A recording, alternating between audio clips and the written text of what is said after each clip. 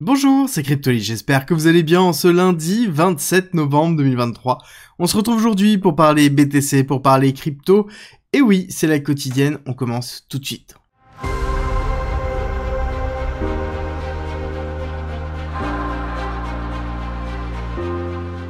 Pour rappel, vous avez toujours la possibilité d'avoir accès gratuitement au parcours pédagogique, qui est une formation de 60 heures, d'une valeur de 400 € qui vous permet d'apprendre la blockchain, la crypto, l'investissement, l'analyse technique, le trading, tout pour devenir rentable, à travers 130 vidéos, 400 pages de guide, des quiz pour savoir où vous en êtes dans votre progression, et le tout gratuitement. Pour avoir accès à cette formation à vie, il suffit d'utiliser la plateforme d'un de nos partenaires, tout est expliqué en commentaire et en description. Merci à tous d'avoir été là pour le live d'hier pour fêter les 2 ans de la chaîne, ça a été juste super, en tout cas personnellement j'ai adoré.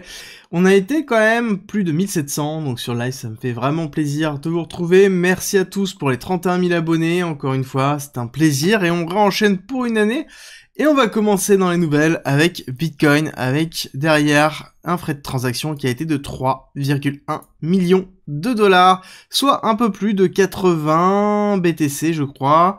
Quelque chose comme ça qui a été, voilà, c'est ça, 85 BTC en fee qui a été donné, donc très important et qui nous amène à la réflexion suivante qu'on a d'ailleurs entamée lors du live, qui est, est-ce que le halving a encore une importance à partir du moment où on aura des transaction fees qui seront suffisants pour assurer que le minage soit rentable? Et ça, c'est la question qui est vraiment le plus importante, surtout qu'on voit qu'on a un retour ici du volume des transactions et surtout un volume des fees de ces transactions-là. Donc ça sous-entend que les blocs sont de plus en plus disputés et donc derrière, on a une augmentation des frais de transaction liés aux revenus et donc liés à la validation des blocs. Et donc, que se passera-t-il quand on aura des frais de transaction qui seront suffisants pour compenser les halvings derrière? Donc ça veut dire que les mineurs ne dépendront plus de la génération de BTC par le protocole, mais bien des frais de transaction à l'utilisation du réseau, comme on a pu le connaître lors des différents cycles. On a toujours des phases d'accélération, comme par exemple ici, lors du bull run, où on retrouve une véritable accélération. Est-ce qu'on serait dans la même schématique ici? Donc on aurait un début d'accélération pour voir le bull run, ou est-ce que c'est, par exemple, Ordinals, comme on a pu le connaître ici en mai 2023, avant d'avoir une phase dégressive, mais est-ce que on aurait cette phase d'accélération comme on a pu le connaître ici en mai 2023 avec notamment les Ordinals avant d'avoir la baisse plutôt classique et ça revient sur le dessus? Et si jamais on a des projets qui construisent autour de BTC permettant d'avoir un volume de transaction important sur BTC tout en ayant toujours une notion de scalabilité disponible pour pouvoir avoir la possibilité de pouvoir valider sur BTC sans valider sur BTC. On a plusieurs projets qui tournent autour de ça et qui pourraient justement donner de la force à Bitcoin et aux mineurs à travers l'augmentation du volume de transactions et donc derrière des revenus autres que la libération des BTC par le protocole. Et je pense que c'est vraiment le point important qu'il va falloir surveiller dans les années suivantes et qui permettrait de donner à Bitcoin une nouvelle ampleur et surtout de se séparer du cycle de 4 ans avec l'importance du halving dans celui-ci. Autre grosse nouvelle, nous avons Cosmos et notamment sa communauté et son DAO qui ont approuvé de diminuer l'inflation sur Atom. On est passé à 10% et ça c'est très très important. On est passé de 14, alors ça oscille entre 14 et 20% à 10% directement, donc c'est une grosse diminution et on voit qu'on a eu quand même un discours qui a été relativement houleux dans lequel on a eu 41% pour versus 38% contre, donc c'est passé just et on sait très bien que depuis qu'on a eu Cosmos 2.0, l'entité Cosmos et le DAO qui est derrière Cosmos cherche à faire évoluer son protocole, mais c'est pas si simple que ça. Il y a beaucoup de complexité et surtout beaucoup de discussions, et je pense que ça se fera petit à petit sur des petits bouts. En tout cas, c'est plutôt bénéfique. Moins il y a d'inflation sur Cosmos, ça veut dire qu'il y a moins de pression baissière sur Atom, et derrière un token qui commence à se valoriser petit à petit. Idéalement, ce qu'il nous faudrait, c'est un petit mécanisme de burn pour gérer une forme de régulation un peu comme on peut le retrouver sur Ethereum en fonction du volume. Avec la sécurité partagée et l'interopérabilité, on a une valeur qui est donnée à Atom et on aimerait bien que ça continue dans ce sens-là. D'ailleurs, je vous ai fait une vidéo sur Blast il y a peu peu de temps, dans lequel en effet je vous disais que le système et la communication qui était effectuée étaient vraiment bof et que ça donnait pas du tout envie d'aller dessus. Et justement il y en a même qui sont allés jusqu'à le caractériser de Ponzi. En même temps c'est vrai que la communication est vraiment tournée Ponzi-like. Et justement, le fondateur se défend de ça en expliquant que non, ce n'est pas un Ponzi, que c'est vraiment géré, qu'il y a vraiment du vrai yield et que c'est redispatché. Et c'est vrai qu'il y a une autre problématique, c'est que actuellement, le protocole qui récupère les fonds pour Blast, donc qui sont quand même relativement conséquents depuis le début, sont gérés par simplement une multisig et qu'ils sont que 5 personnes à gérer ce multisig. Ça sous-entend qu'il suffit qu'ils se mettent à 5 d'accord et ils pourront faire ce qu'ils veulent des fonds. Donc ça a levé beaucoup de questions sur la suite et ce qui se passe derrière Blast réellement. À tel point qu'on a une prise de position aussi d'un des VC qui est derrière, qui est Paradigme, qui explique que c'est un peu n'importe quoi leur communication et critique ouvertement Blast. Après Paradigme, on fait attention parce que c'est un VC qui est spécialisé dans le pump and up, donc c'est-à-dire la valorisation extrême des différentes technos et de vendre directement ces tokens très rapidement avec une négociation d'un lock beaucoup plus faible que les autres pour pouvoir vendre. Donc on fait juste attention à ce type de protocole. N'hésitez pas à regarder la vidéo sur Blast, c'est très important, je vous ai donné toutes les informations. Autre chose, et on terminera là-dessus pour les nouvelles, je vous ai mis à disposition, donc là-dessus ce lien sera en commentaire et en description, un guide de plus de 40 pages pour pouvoir comprendre ma stratégie d'investissement, pouvoir avoir les bases pour pouvoir investir en crypto et notamment pouvoir gérer, que ce soit à l'achat ou à la vente, par exemple un bull run, et pouvoir suivre petit à petit l'évolution du cours, et c'est très important, vous le récupérez en commentaire et en description. Au niveau de la macro, on va parler principalement de la clôture monthly qui va arriver cette semaine, dans lequel on a quand même eu un énorme mois sur novembre, avec une très grosse valorisation liée au S&P 500, dans lequel on a quasiment ravalé 2 bougies entières, ce qui est vraiment impressionnant. Et ce qui est intéressant de voir, c'est ok, mais c'est lié principalement à quoi? Et ça c'est très important, de se faire le ratio SPX sur Nasdaq, qui vous permet de voir tout simplement le poids du Nasdaq par rapport au SP500. Plus ça s'enfonce, plus le Nasdaq a un poids important, et plus l'accélération, qui est liée sur le SP500,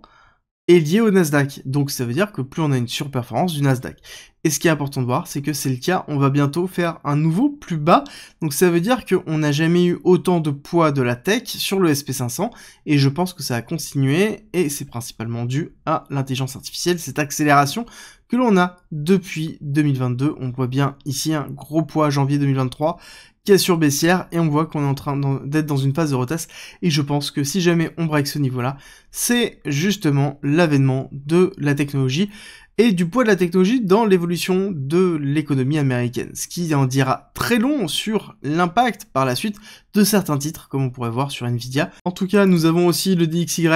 donc qui est la représentation du dollar versus un panier de devises, qui est important pour voir le poids du dollar sur le monde entier. On voit qu'on avait une très belle accélération ici qui était liée à la valorisation des bons au trésor américain, qui s'est inversé tout simplement, dans lequel on a fait une réintégration du range, que l'on voit bien, un range mensuel qui est bien présent ici, avec hop, la partie haute, la partie basse, et dans lequel on a fait une rupture, retest, échec, réintégration, et donc on se retrouve ici dans une grosse bougie rouge, dans lequel on est quasiment au milieu, et donc il est fort probable d'aller retester les 101 assez rapidement. Et d'ailleurs, au niveau du BTC, on va regarder un petit peu où on en est. On a clôturé la semaine dernière une très belle bougie en CME, donc Chicago Mercantile Exchange, qui clôture le vendredi soir, où on voit qu'on a fait une très belle bougie, où on a clôturé au-dessus des précédentes, et on voit qu'on commence dans une bougie qui est plutôt négative, et si on prend un peu de recul, enfin on zoome un petit peu plutôt, on va se retrouver sur quelque chose qui est un peu différent, dans lequel on va avoir un range, avec les parties hautes, parties basses, on voit qu'on a fait une petite chasse à la liquidité qui a été ravalée instantanément, rejet et ensuite retest baissier dans lequel on est plutôt classique, d'accord? On crée de la liquidité en haut, on crée de la liquidité en bas, on vient de sortir d'un gros mouvement haussier, on a eu un cric haussier classique, donc une zone de grinding de la liquidité qui se fait petit à petit, on arrive dans une zone de latéralisation, donc qui est quelque chose qui est plutôt normal et dans lequel on attend ce zone de latéralisation pour pouvoir avoir un cours qui respire, dans lequel on va accumuler de la liquidité en haut et en bas, et je pense qu'il est possible de se retrouver et de rester dans cette zone de latéralisation pendant encore un certain temps si jamais on n'a pas de nouvelles, parce que le mois de décembre est pas forcément le mois qui performe le plus au niveau des cryptos, et donc généralement c'est là où on a un affaissement des volumes, et donc quelque chose qui va ressembler plus à comme ça avant d'avoir une rupture soit haussière, soit baissière en fonction du mois de janvier, et on aurait un mois de janvier qui serait soit à la hausse, soit à la baisse, et qui donnerait le ton globalement pour le premier trimestre 2024. Au niveau du BTC, petite vision monthly, pareil, on va faire une très belle clôture ici. Par contre, on voit bien que la bougie n'est plus du tout avec autant de volume, autant d'accélération comme on a pu le connaître en octobre. Octobre, qui a été un mois si on pouvait séparer en fait la bougie, on aurait quelque chose qui serait vraiment très impulsif sur la dernière semaine d'octobre, les 10 derniers jours d'octobre, alors que le reste était relativement plat et limite une bougie qui ressemblait à celle-ci là. Et le reste, en fait, a été fait vraiment dans la dernière partie de octobre, et pourquoi pas avoir la même chose sur ce mois de novembre, cette fin de mois de novembre, parce que la clôture du mois, c'est pas demain, on a encore un petit peu de temps pour avoir des surprises sur cette accélération haussière que l'on attend, que beaucoup attendent, aller chercher les 42 000 dont on a déjà parlé plusieurs fois. Court terme, ce qui est intéressant de voir, c'est qu'en effet, on a bien eu la valorisation de Thanksgiving, avec derrière la prise de liquidité des 38 000, jusqu'à un retest des 38 400, réintégration dans le range, et on voit que derrière, on a consolidé durant le week-end, on a fait une cassure baissière dimanche, et ensuite, on a eu une chasse à l'équité avec l'ouverture du marché asiatique, et deuxième chasse à l'équité.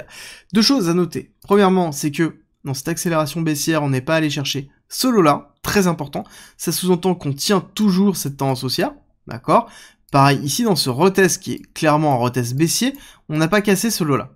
Donc ça sous-entend que l'ouverture du marché américain va être important. On pourrait très bien avoir un petit retest ici pour faire une cassure baissière si jamais on a une validation. Et donc, à ce moment-là, pour moi, on irait chercher ici cet inducement pour aller faire un retest dans ces zones-là. Ok. Par contre, si on tient cette partie-là,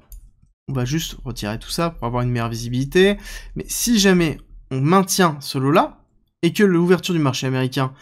est sur une phase d'accélération avec une rupture là, ça sous-entend que pour moi, on ira retester les 38 000, et surtout casser les 38 000 pour consolider sur une partie supérieure. Si on arrive à consolider au-dessus des 38 000 derrière, ça veut dire forcément qu'on va aller chercher les 42 000 qui est la target que l'on a depuis un certain temps, dans lequel on a pas mal de liquidités, et qui serait une très belle clôture justement monthly, et peut-être un mois de décembre de respiration haussière, pour ensuite arriver dans une latéralisation, et préparer un Q1 2024 qui pourrait être un petit peu plus agressif à la baisse, qui est plutôt quelque chose qu'on connaît, qui est plutôt classique au niveau des cryptos. Sur l'Open Interest, très intéressant, une vue cette fois-ci weekly, pour vous montrer que l'Open Interest sur Binance est toujours très bas, avec surtout ce qui est en train de se passer au niveau de Binance, et même si on agrège la totalité des contrats d'Open Interest, on voit qu'on reste quand même très faible sur des niveaux qui sont toujours en fait en dessous des niveaux des plus bas, et donc de la partie de bear market dans lequel on s'est enfoncé, où on avait un travail réellement de l'Open Interest qui se faisait. Là, ce n'est toujours pas le cas, donc on est toujours dans une phase pour moi d'entre-deux. Malgré les prises de liquidité des 38 000, on voit bien qu'on a fait sauter le mur important. Malgré le travail ici que l'on peut voir des CVD qui étaient très agressifs dans l'accélération, on voit qu'on est en train d'avoir un marché qui est beaucoup moins présent, beaucoup moins agressif, et donc ça veut dire que on est quand même dans la validation d'un setup de latéralisation, et on voit que notre latéralisation qui se trouve ici et ici, on a quand même pas mal de liquidités qui appellent à faire sauter justement cet inducement et aller retravailler cet order block. Là-dessus, on a vraiment un signal, et on a cette zone-là qui est importante, dans laquelle on a une imbalance qui est bien présente, et ça, je surveillerai vraiment le travail du cours. Si on retourne dans ces zones de 36 200, je pense que j'interviendrai